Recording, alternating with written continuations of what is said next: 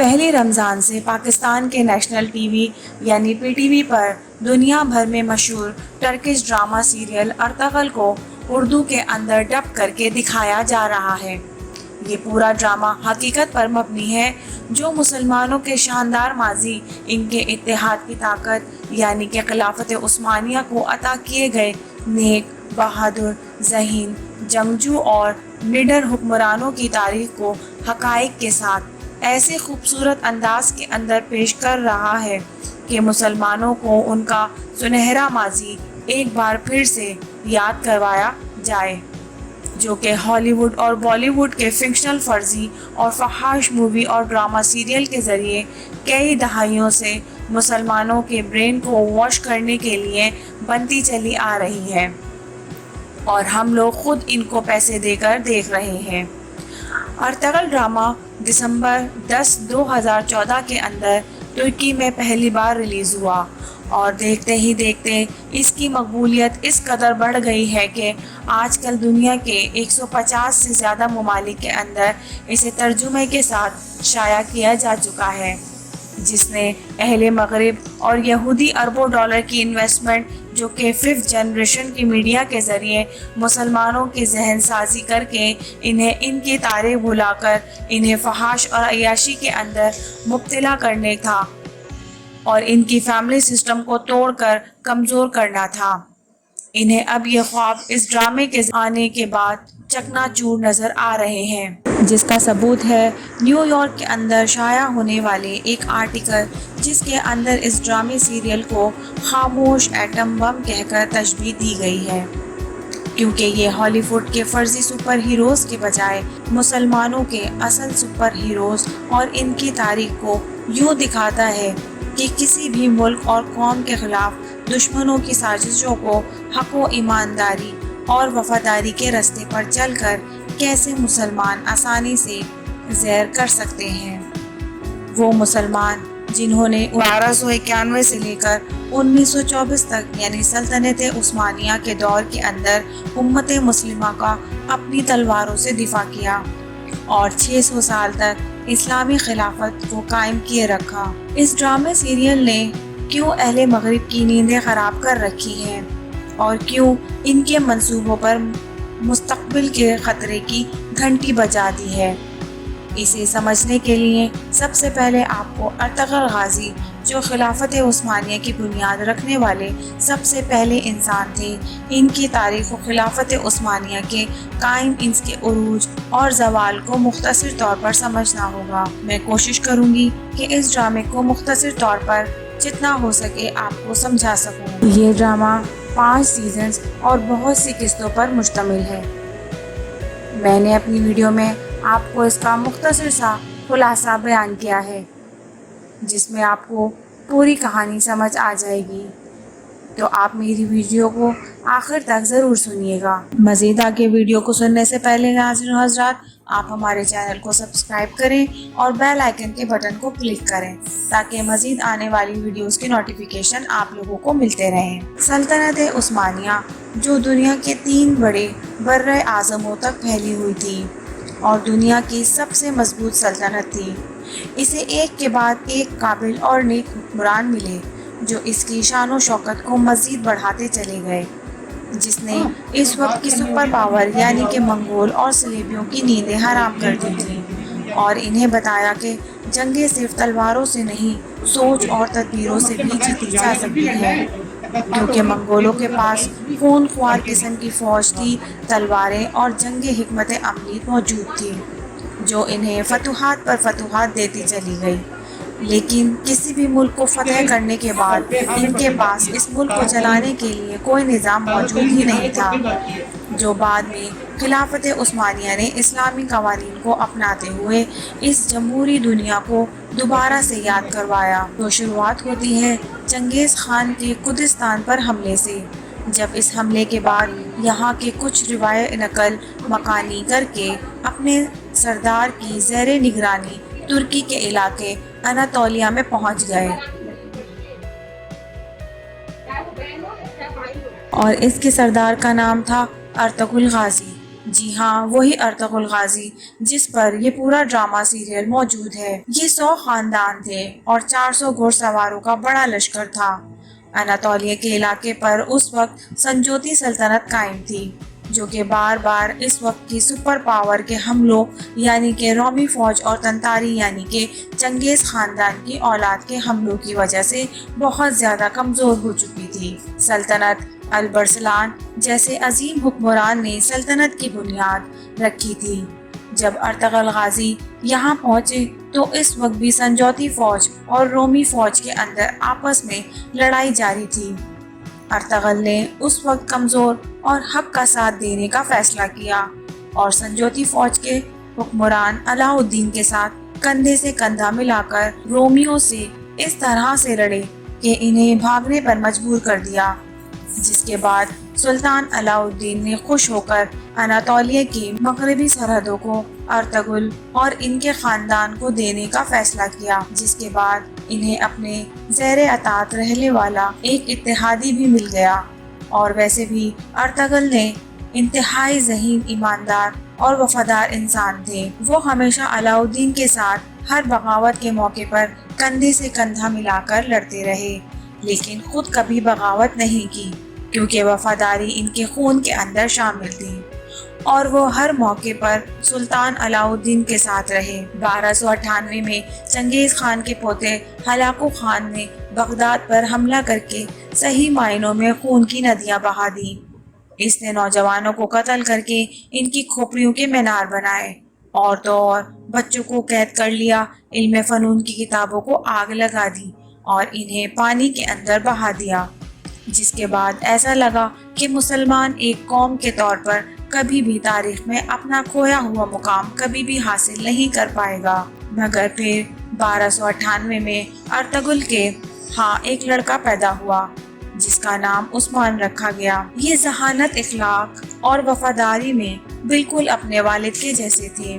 اور انہوں نے ہی آگے چل کر خلافت عثمانیہ کو قائم کیا، جس کی بنیادیں سلطان ارطغرل نے پہلے ہی رکھ دی تھیں۔ ایسی سلطنت جس کا مقابلہ کرنے کی طاقت یورپ اور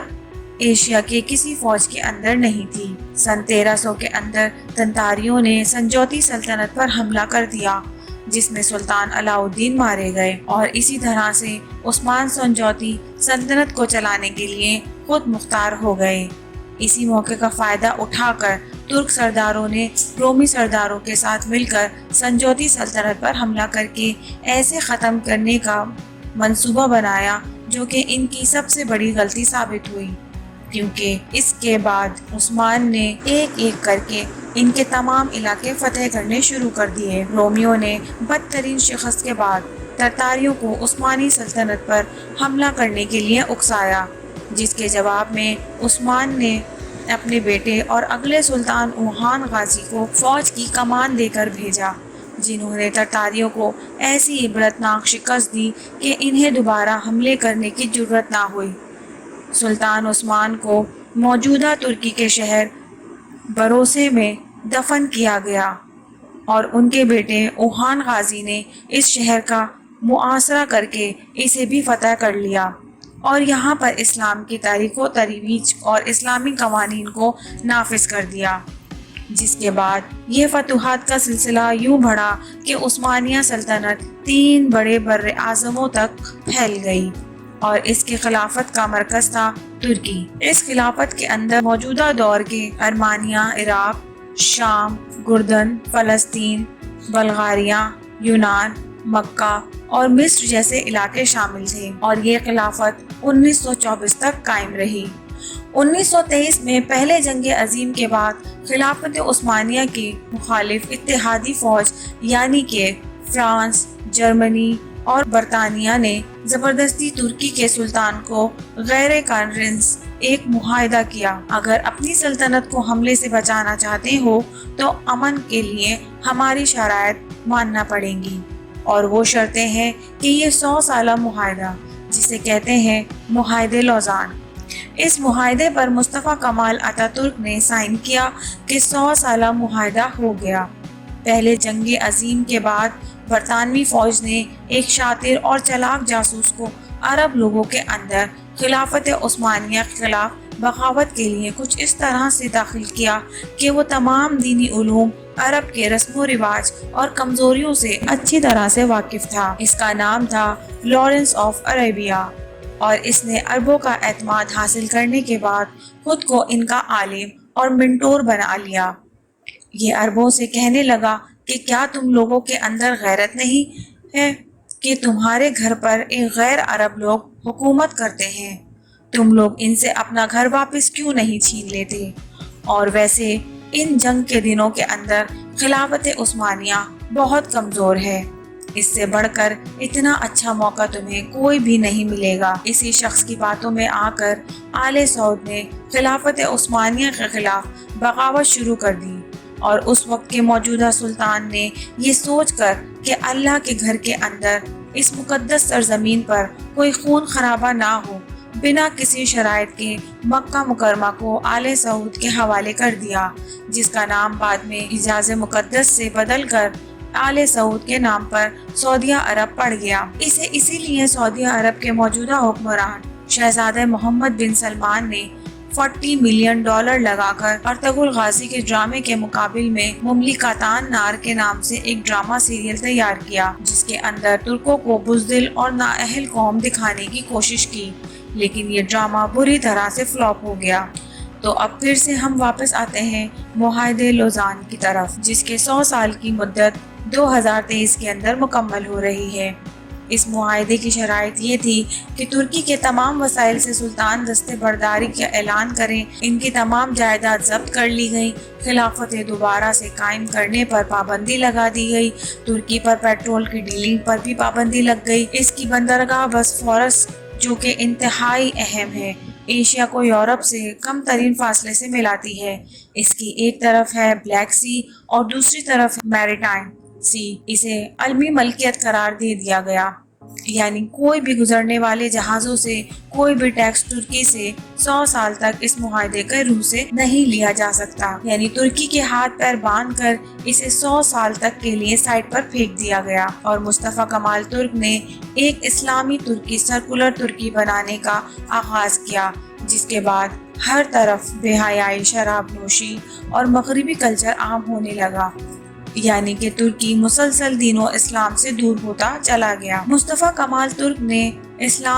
اسلام کی مخالفت کے اندر ہر وہ کام کیا جس کے کرنے سے اسلام ہمیں روکتا ہے، جس کے بعد اللہ نے ترکی کو طیب رجب بردوغان جیسا امت مسلمہ کا درد رکھنے والا لیڈر دیا، جس نے سمجھداری اور بنا فوج، عدلیے اور اپوزیشن کے ٹکراؤ کے سرکولر ترکی کو ایک بار پھر سے اسلامی ترکی کی جانب گامزن کیا، اور 2023 کو صرف 3 سال ہی دور ہے جس کے بعد یہ تمام پابندیاں ختم ہو جائیں گی، اور ترکی تمام فیصلے کے اندر نہ صرف خود مختار ہوگا بلکہ اپنے وسائل دوبارہ استعمال کرنے پر اور خلافت قائم کرنے پر بھی قانونی طور پر کوئی پابندی نہیں ہوگی، اور اسی چیز نے یورپ کی نیندیں حرام کر رکھی ہیں، یعنی وجہ تھی کہ 15 جولائی 2016 کو ترکی کے فوج کے ذریعے اسرائیل اور امریکہ نے ترکی کے اندر بغاوت کی کوشش کروائی، مگر ترکی کی عوام نے فوج کے ٹینکوں کے آگے لیٹ کر اس بغاوت کو کچل دیا، کیونکہ یہ سازش لوگ جانتے ہیں کہ مسلمان اگر ایک بار پھر سے ارطغرل غازی جیسے مرد مجاہد کی طرح اور سلطنت عثمانیہ کی طرح ایک بار پھر سے اکٹھے ہو گئے تو پھر ان کو ہر ایک ظلم اور زیادتی کا جواب دینا پڑے گا، جو ظلم یہ کہ ایک کے بعد ایک مسلمان ممالک کو تباہ کرنے کے بعد اب تک کرتے چلے آ رہے ہیں۔ یہ لوگ جانتے ہیں کہ انہیں بھی رومیوں کی طرح یا ترتاریوں کی طرح رون دیا جائے گا، مگر افسوس کہ آج کا مسلمان اپنی اس تاریخ کے بارے میں بالکل بھی نہیں جانتا، اسی لیے اس ڈرامے کو ختم کرنے کے لیے بہت سے ہٹ کندے استعمال کیے جاتے رہے، اسی طریقے سے اسے بدنام کر کے روکا جائے، جسے یہودی لوگ بھی دنیا بھر کے اندر اپنے مہروں کو استعمال کرتے ہوئے اور اپنے اصل رسوخ کا استعمال کر کے کسی بھی طرح سے اس ڈرامے سیریل کو بین کروانے کی کوشش میں لگی ہوئی ہے۔ سلطنت عثمانیہ نے فتوحات اور جنگیں بھی اسلامی اصولوں پر لڑی، قیدیوں کے ساتھ بھی وہی سلوک کیا جو اسلامی تعلیمات ہمیں سکھاتی ہیں۔ انہوں نے منگولوں کی طرح کھوپڑیوں کے مینار نہیں بنائے، بلکہ صرف ان لوگوں پر ہتھیار اٹھائے جن پر اٹھانے کی اسلام نے ہمیں اجازت دی ہے۔ انہوں نے ہر فحش علاقے کو اسلامی قوانین کے مطابق چلایا، اقلیتوں کو بھی برابر کے حقوق دیے، عدل و انصاف قائم کیا۔ مسجد نبوی، گنبد خضرا، مسجد حرم کے جدید تعمیروں و توسیع، سیدنا امیر حمزہ کا مزار، مکہ مکرمہ تک کے عظیم و شان میرے آقا دو جہاں حضرت محمد صلی اللہ علیہ وآلہ وسلم کے مزار پر انور کے گرد کے سیسہ پلائی دیوار، مکہ مکرمہ تک کے ٹرین منصوبہ، یہ تمام منصوبے خلافت عثمانیہ کے دور کے اندر مکمل ہوئے۔ تاریخ کے اندر ارطغرل غازی جیسے بہت ہی کم حکمران پیدا ہوئے۔ آج کی ہماری ویڈیو آپ لوگوں کو کیسی لگی؟ کمنٹ کر کے ضرور بتائیے گا۔